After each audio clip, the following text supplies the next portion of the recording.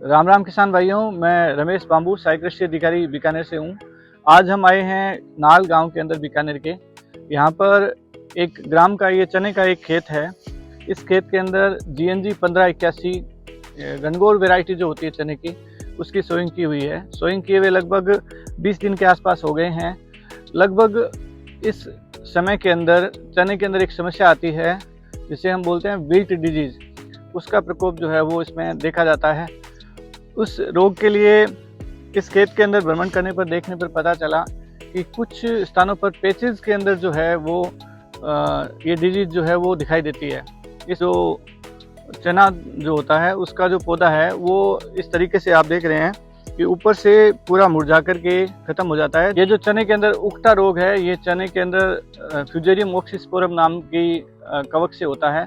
और इस रोग के नियंत्रण के लिए आप सीड ट्रीटमेंट जो है वो कार्बेंडाजिम से 2 ग्राम प्रति किलो बीज के हिसाब से आवश्यक रूप से करें। यदि आपकी खड़ी फसल के अंदर इसका प्रकोप दिखाई देता है तो सिंचाई पानी के साथ आप कार्बेंडाजिम जो है वो दे सकते हैं।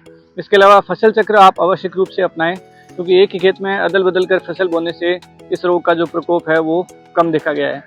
इस रोग का प्रकोप फसल की किसी भी अवस्था में हो सकता है, इसलिए इस पर ध्यान देने की ज़्यादा आवश्यकता है। खड़ी फसल के अंदर भी आप ट्राइकोडर्मा जो है वो गोबर की खाद के साथ मिला करके दे सकते हैं। उससे भी इस रोग का जो नियंत्रण जो है वो कुछ हद तक किया जा सकता है। मुख्य गौर करने वाली बात यह है कि जिस खेत में इसका प्रकोप हमें बार बार देखने को मिलता है, उस खेत के अंदर फसल चक्र को जरूर अपनाना चाहिए। क्योंकि फसल चक्र अपनाने से, क्योंकि इस कवक के जो स्पोर्स होते हैं वो सॉइल बोर्न भी हो सकते हैं और सीड में भी हो सकते हैं। तो हमें उसके जो फसल चक्र अपनाने से क्या होगा कि एक ही फसल को जब हम बार बार नहीं बोएंगे तो उसका जो प्रकोप है उसके अंदर कम दिखाई देगा। इस बात का भी हमें ध्यान रखना है।